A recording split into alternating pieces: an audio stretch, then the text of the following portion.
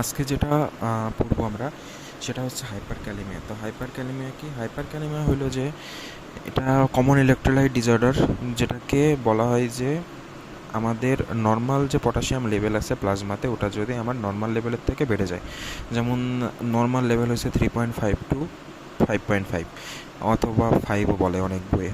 এখন এটার থেকে যদি আমার বেড়ে যায় তাহলে এটাকে আমি হাইপার ক্যালামিয়া বলতেছি আমার প্লাজমাতে। কিন্তু আমার সেলের ভিতরে ভিতরে যে পটাশিয়াম আছে ওটার পরিমাণ অ্যারাউন্ড 148।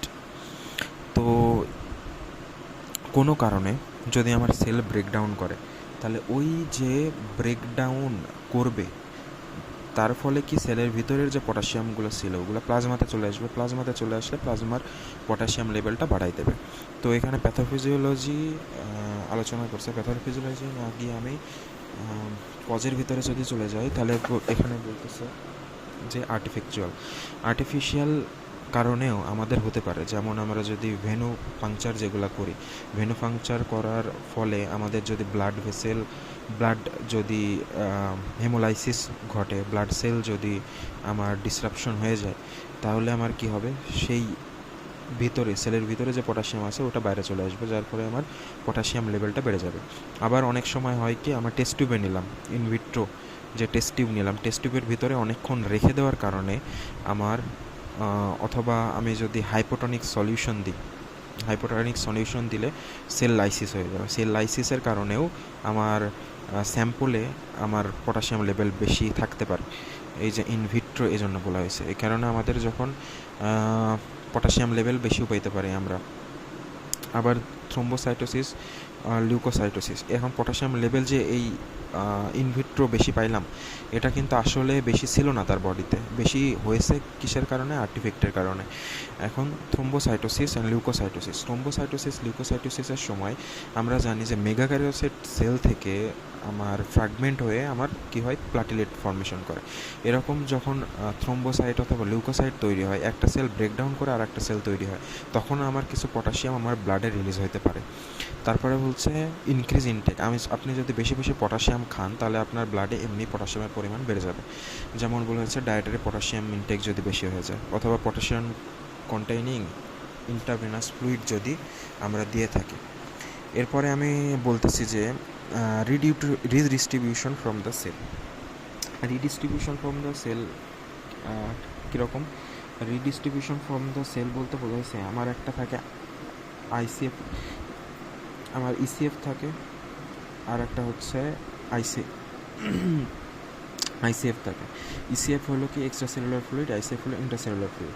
এখন এক্সট্রা সেলুলার ফ্লুইড থেকে ইন্টারসেলুলার ফ্লুইডে আমার যদি এক্সচেঞ্জ হয়, এক্সচেঞ্জের মাধ্যমে যদি এক্সট্রা সেলুলার ফ্লুইডে আমার পটাশিয়ামের পরিমাণ বেড়ে যায়, সেই কারণেও আমার হাইপারক্যালেমিয়া দেখা দিতে পারে।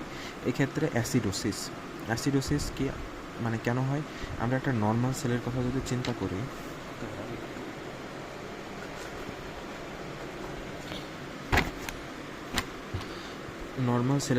চিন্তা করি, এই হলো আমার নর্মাল সেলের আমার এখানে থাকে পটাশিয়াম হাইড্রোজেন এক্সচেঞ্জার। এখন পটাশিয়াম হাইড্রোজেন এক্সচেঞ্জারের কারণে আমার এটা হচ্ছে ইসিএফ, এটা হচ্ছে ইসিএফে আমার পটাশিয়াম লেভেল আসবে, ঠিক আছে?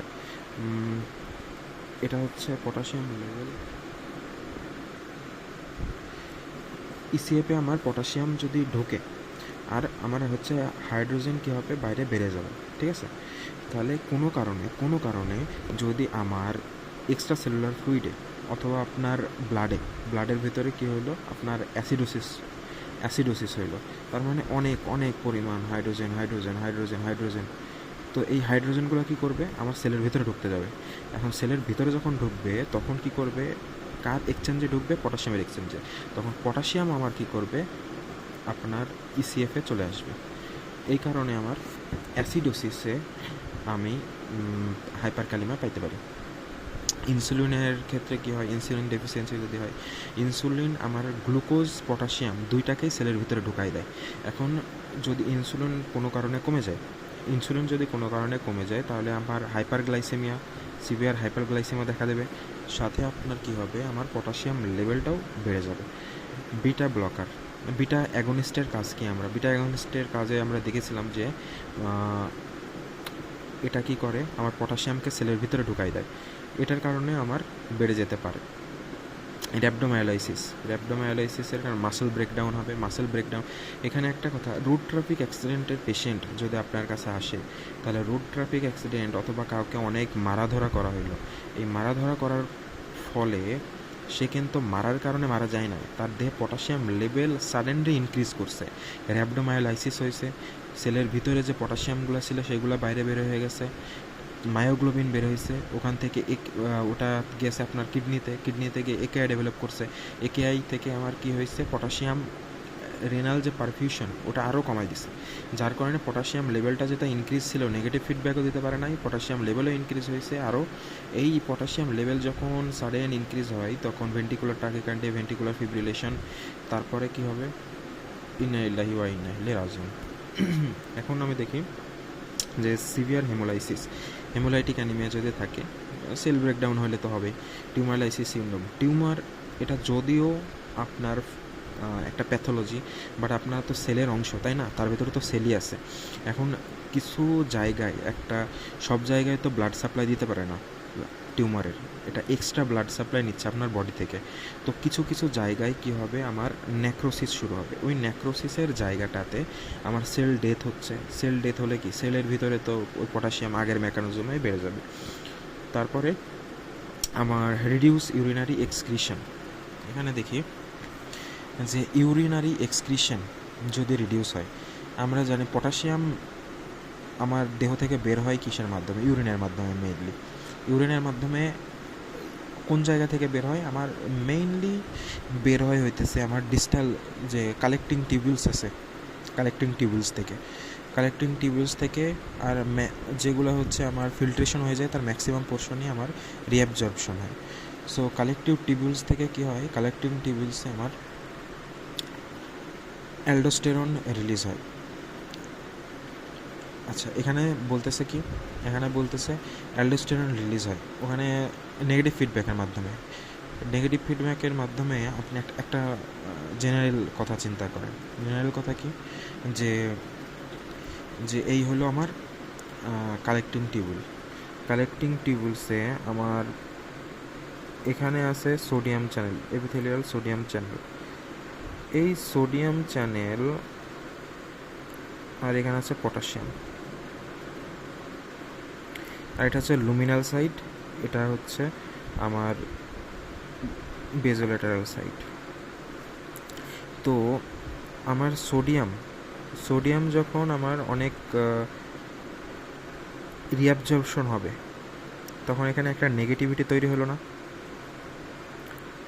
এই নেগেটিভিটির কারণে এপিথেলিয়াল সোডিয়াম চ্যানেল থেকে যখন সোডিয়াম আমার সেলের ভিতরে গেল, এখানে নেগেটিভিটি তৈরি হলো, এই নেগেটিভিটিটা এখানে আসবে, এখানে আমার আছে পটাশিয়াম চ্যানেল, তো পটাশিয়াম চ্যানেল থেকে আমার পটাশিয়াম বাইরে চলে যাবে, তারপরে আছে আমার হাইড্রোজেনও এখানে চলে যাবে। তাহলে আমার একটা কথা মাথায় রাখতে হবে, আমার কালেক্টিং টিউবুলসে সোডিয়াম পটাশিয়াম এরা মানে কি বলবো, সতীনের টাইপ, একজন আরেকজনের মুখ দেখে না, এই টাইপের। সোডিয়াম যদি ভিতরে ঢোকে, পটাশিয়াম বাইরে বেরোয় যাবে, হাইড্রোজেন বাইরে বেরোয় যাবে। আর যদি আমার সোডিয়াম বাইরে থাকে, তাহলে আমার পজিটিভিটিতে থেকেই গেল, আমার পটাশিয়ামকে আসার তো কোনো দরকার নাই, তাহলে আমার পটাশিয়াম আসবে না, হাইড্রোজেন আসবে না। সো এখানে এটাই বলছে যে, এখানে প্রথমে বলছে যে একেআই সিকেডি, এখানে কি হবে, আমার পটাশিয়াম প্লাজমা যে জিএফআর কমে যাইতেছে, জিএফআর কমে গেলে আমার তো জিএফআর যদি কমে যায়, ইউরিনের ভলিউম কমে যায়, ইউরিনের ভলিউমের কমে গেলে ওর ভিতরে পটাশিয়াম তো ইউরিনার আউটপুট হবে না, যার কারণে হাইপারক্যালেমিয়া ডেভেলপ করবে আস্তে আস্তে। দেন মিনারেলোকর্টিকয়েড রিসেপ্টর কোনটা, যেমন অ্যালডোস্টেরন যদি মিনারেলোকর্টিকয়েড রিসেপ্টরের পরিমাণ যদি কমে যায়, তাহলে আমার কি হবে, তাহলে আমার সোডিয়ামকে ভিতরে ঢোকাইতে পারবে না, সোডিয়াম ভিতরে না ঢোকাইলে কি, আগের মেকানিজম যে সোডিয়াম ইউরিনের সাথে বেশি বের হবে, পটাশিয়াম হাইড্রোজেন বের হওয়ার দরকার নাই ভাই। তারপরে হইতেছে আমার অ্যাডিশন ডিজিজে কি হয়, সেম আমার হাইপারঅ্যালডোস্টেরনিজম হয়, তারপরে হচ্ছে অ্যালডোস্টেরনের পরিমাণ কমে যায়, আমার congenital adrenal hyperplasia, congenital adrenal হাইপারপ্লাসিয়াতে কী হয়, এখন ACTH অ্যাডেনোকর্টিকোট্রপিক হরমোনের পরিমাণ বেড়ে যাচ্ছে কারণ এখানে কোনো নেগেটিভ ফিডব্যাক পাইতেছে না। আমার অ্যাড্রেনাল গ্ল্যান্ডের এনজাইম ডিফেক্ট আছে, এনজাইম ডিফেক্টের কারণে সে আমার অ্যাড্রেনোকর্টিক্যাল হরমোন সেগুলোকে তৈরি করতে পারতেছে না। যেমন আমার করতে হবে কর্টিসল, সে করতেছে অ্যান্ড্রোজেন, এটা তো আর নেগেটিভ ফিডব্যাক দেবে না। এখন এই নেগেটিভ ফিডব্যাক যখন না দিতে পারতেছে তখন ACTH-এর পরিমাণ অনেক বেড়ে যাইতেছে। এটা ওভার স্টিমুলেশন দিচ্ছে আমার অ্যাড্রেনাল গ্ল্যান্ডকে, অ্যাড্রেনাল হাইপারপ্লাসিয়া ডেভেলপ করতেছে। তারপরে হচ্ছে আমার aldosterone deficiency, same mechanism. ACE ইনহিবিটরকে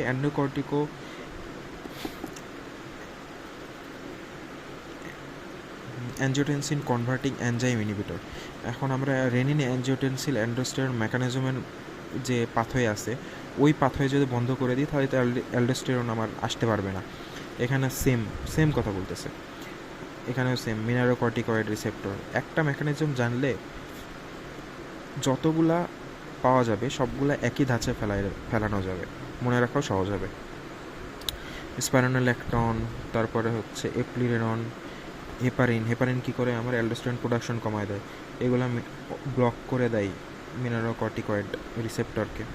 তারপরে হচ্ছে যে আমার বিটা ব্লকার্স, আগেই বলেছি, non steroidal anti inflammatory drugs renin প্রোডাকশনকে ইনহিবিট করে। তারপরে হচ্ছে নেফ্রাইটিস, ইউরোপ্যাথি, ডায়াবেটিক নেফ্রোপ্যাথি, যদি আমার রেনাল এক্সক্রিশনের পরিমাণ কমে যায়, GFR কমে যায়। তারপরে হচ্ছে গর্ডন সিনড্রোম, অ্যামিলোরাইড কি block the potassium exchange in the distal tubule. আমরা জানি অ্যামিলোরাইড হচ্ছে পটাশিয়াম স্পেয়ারিং ডায়াবেটিক্সকে পটাশিয়ামকে স্পেয়ার করবে, মানে পটাশিয়ামকে বাইরে বের হতে দেবে না। আর গর্ডন সিনড্রোম হচ্ছে অ্যালডোস্টেরন ঠিকভাবে কাজ করতে পারবে না। এখানে সোডিয়াম পটাশিয়াম দুইটারই, এটা একটা রেয়ার কন্ডিশন, জেনেটিক ডিফেক্ট হয় যেখানে সোডিয়াম পটাশিয়াম দুইটারই চ্যানেলের কী হবে, ডিফেক্ট থাকবে, যার কারণে আমার কী হবে, পটাশিয়াম আমার এক্সক্রিশন হতে পারবে না। এখন আসি আমরা আমার ফাইন্ডিংসে। মেইনলি ফাইন্ডিংস আমরা কিসে দেখি, ECG ফাইন্ডিংস আমরা দেখি। ECG ফাইন্ডিংসে কী দেখব, এখানে আমি একটা লিখে রেখেছিলাম। যদি আমরা এটা অ্যাবসোলুট না, অনেকের হইতে পারে যে অল্প পটাশিয়াম বাড়লো কিন্তু তার ventricular fibrillation, ventricular tachycardia develop করে গিয়ে পেশেন্ট মারাও যেতে পারে, মানে এটা অ্যাবসোলুট না। বাট এটা একটা আমেরিকান ইউনিভার্সিটির ওয়েবসাইট থেকে আমি পাইছি আর কি। এখানে 5.5 থেকে 6.5 যদি পাই তাহলে আমি দেখতে পাবো টল টি ওয়েভ পাবো। আপনি একটা কথা চিন্তা করেন যে পেশেন্ট মারা যায় কখন, মারা যাওয়া পেশেন্টের ECG ফাইন্ডিংস আমরা কি পাই, একটা স্ট্রেট লাইন না।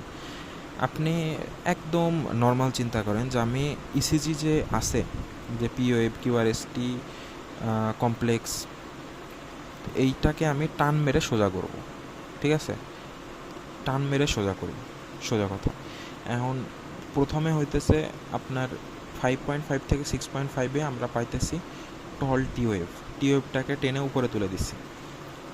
তারপরে 6.5 থেকে 7.5-এ যে POF যেটা আছে, POFটা ওয়াইড হয়ে যাবে অথবা ডিসঅ্যাপিয়ারও করতে পারে।